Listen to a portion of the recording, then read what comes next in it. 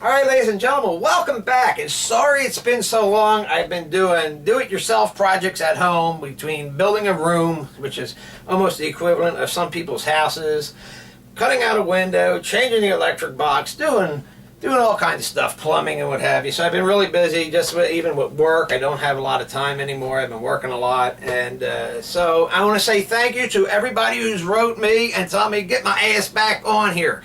So here we go, ladies and gentlemen.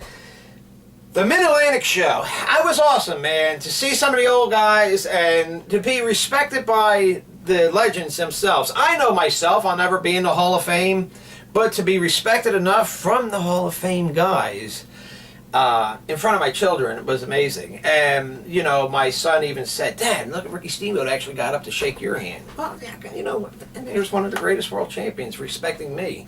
And what more can you say? And, you know, and speaking of the Hall of Fame, I'm glad Stan Hansen. I'm glad Stan Hansen made it. The Freebirds and what have you. You know me, I'm the old guy. I like the old guys, so I'm glad that they finally made it. Sting, congratulations to Sting. You know, and but yeah, the Mid-Atlantic Show was pretty cool. It was pretty cool. Restoning the belts. What do I think about restoning the belts? I don't.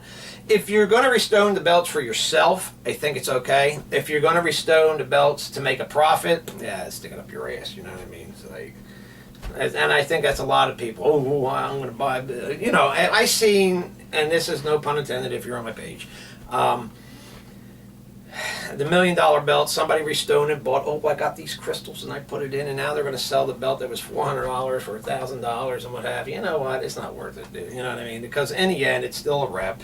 And that's just how I feel. How'd you get your first name in wrestling? Well, my original first name, oh God, was Burke Littman. I was a referee in the AWF. And, whew, you know, you weren't going to go too far with that. So actually, when I was a machinist, a guy by the name of Ricky Saxton, when I used to, Bourne Bar used to fall in the chip pan when I ran the lathe, and he would go rash. And so Ricky, from there, it just stuck with me, and that was from Ricky Saxton. This one that gave me that name.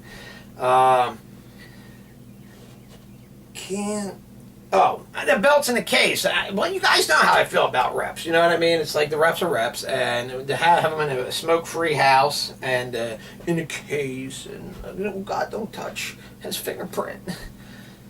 You know how I feel about that. I'm not gonna beat up too much on it. And hey, here you go. And the people that the haters towards me say they make better belts than me, and they come to my page and buy my belts and don't like him. I don't give a fuck. I'm not a belt maker. I do it because it's a hobby. My kids go out and wrestle for it. We wrestle for it and what have you. I do it because I like doing it. And yeah, I may not be the greatest businessman, but I don't give a shit if I never sell a belt. That's not why I do it. And for people that do it to make money, to sell belts, then go ahead. Go ahead. I'm honest with people. You want this belt? Go to Dave Milligan, sorry. You know, here's Reggie Parks, whatever. I'm honest. You know, I can't recreate something like that, and I'm not going to try to. But I'm not also going to go on somebody else's page and say, "Ooh, I make a better belt than him. He's not the businessman like I am." Well, I'm not a businessman, buddy. I never said I was. People like me for me. And that's the bottom line there. So, let's go to the next question. The Royal Rumble to WrestleMania. Oh, that's my buddy Itches from Canada. What do I think about it? I think if you win the Royal Rumble, they should have either the title match the next night or even on the same show where you get the title match. And really how I would do it was have them win the Royal Rumble, and then the next night win the world title and have them go into WrestleMania, just to really throw an oddball curve or somewhere down the line. Remember, like when you didn't know who the champion was going to be going into Starrcade or the next upcoming show, there was a different champion. Like, oh, what's going to happen? The guy just won the belt, and it was supposed to be something. You got to throw a curveball. You got to keep it interesting. That's really how I would do it. I'd like to give a shout out to Nikki. I'd like to give a shout out to my little friend Faith.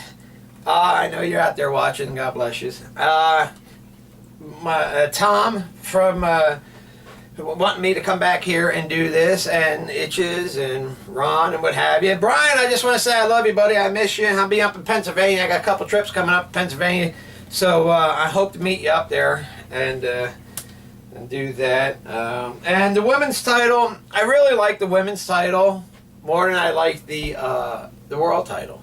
I think the colors are perfect, and at first when I seen it, I'm like, oh man, they're going to do like the old world class, all the belts look the same and what have you. But the changing of the colors, that red or whatever, I think it really, they should have done that for the world title. I think it's really nice, and I like to say, what a sad passing to China. What a tortured soul, and everybody knows that she was really tortured, and I just, maybe should be at peace now. You know what I mean? There's no more drama, no more anything. She's just going to be at peace. It's just sad. It took the fight. You know, she laid there dead for a few days. I mean, how sad, you know. And Prince, wow, what, I mean, woo, to the music world, you know, well, Prince was an icon. He created his own product, and that's what a lot of even wrestlers and stuff need to try to do, create their own product where you create a legacy. See, Bob Ross, people may not know who Bob Ross is, but they laugh at him because they always say, oh, happy little trees. So he created a product upon himself, and no matter whether people make fun of him or not, they'll always be remembered, and that's what no more than you can ask for. See, I can't leave Picasso's, and I can't leave words of wisdom, but I can leave little arts of work for my children to pass on, and that's what I do, man. And I love doing this. So, ladies and gentlemen, I'd like to say thank you, and for everybody who keeps writing to ask where I was and how I'm doing, what's going on, I want to really say thank you to that. So, ladies and gentlemen, until next time, you know it, keep in touch.